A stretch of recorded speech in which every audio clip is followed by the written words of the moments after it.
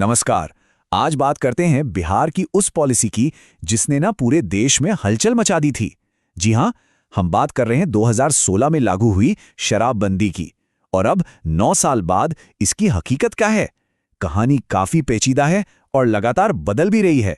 4.5 crore. Screen पर ये जो नंबर दिख रहा है 4.5 करोड़, ये कोई छोटा मोटा आंकड़ा नहीं है। ये अपने आप में एक पूरी कहानी कहता है। पर सवाल ये है कि ये है क्या?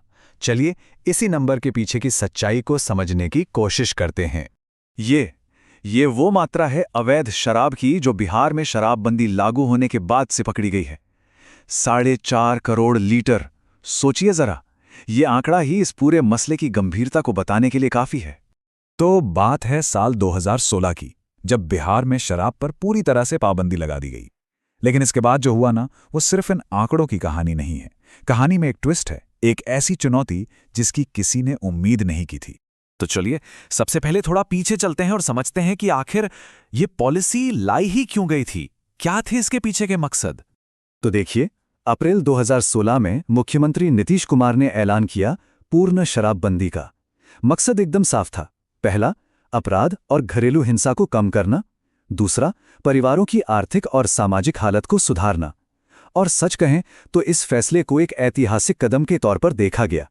खासकर महिलाओं और सोशल वर्कर्स ने तो इसका दिल खोलकर स्वागत किया। अब आते हैं असलियत पर, मतलब उन आंकड़ों पर जो खुद सरकार ने पेश किए हैं। और ये आंकड़े जो तस्वीर दिखाते हैं ना, वो एक बहुत बड़ी, एक लगातार चल रही जद्दोजहद की है। शराबबंदी से जुड़े करीब 10 लाख केस। 10 लाख! जरा सोचकर देखिए, 10 लाख मुकदमे। ये सिर्फ एक नंबर नहीं है, ये बताता है कि स्टेट की पूरी न्याय व्यवस्था पर कितना जबरदस्त, कितना भारी दबाव पड़ा होगा। मतलब ये अपने आप में एक बहुत बड़ा कानूनी अभियान बन गया। और बात अगर गिरफ्तारियों की करें तो आंकड़ा इससे भी कई ज्यादा बड़ा है। 16 लाख लोग। सोचिए, इतने लोगों को इन बीते सालों में सिर्फ इसी एक कानून के तहत गिरफ्तार किया गया है। ये बिहार की आबादी का एक बहुत बड़ा हिस्सा है। और ये एक बड़ा सवाल भी खड़ा करता है कि क्या हमारी जेलें सिर्फ इसी एक कानून की वजह से भरती जा रही हैं? सिर्फ लोग ही नहीं, अवैध शराब की तस्करी में जो गाड़ियां इस्तेमाल होती हैं, वो भी 1,60,000 से ज्यादा जब्त की गई हैं। ये नंबर हमें दो बातें बताता है। एक, कि तस्करों का नेटवर्क कितना बड़ा और ऑर्गेनाइज्ड है, और दूसरी तरफ इसे रोकने के लिए जो कोशिशें हो रही हैं, वो भी कितनी बड़े लेवल पर हैं। तो सवाल ये उठता है कि भाई, इतनी शराब आखिर आ कहां से रही है? इसका जवाब मिलता है बिहार की सीमाओं पर। देखिए, इस तस्करी को रोकने के लिए एक पूरा का पूरा जाल बिछाया गया है।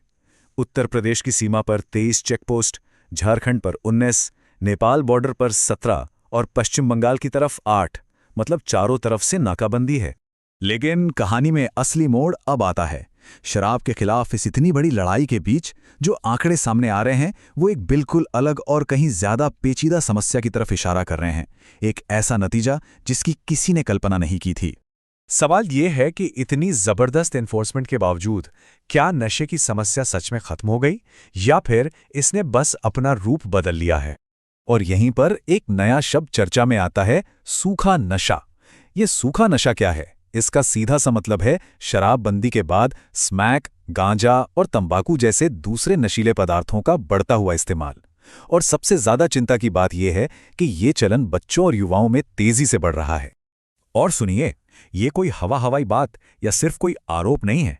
बिहार सरकार के मंत्री अशोक चौधरी ने खुद विधान परिषद में ये बात मानी है।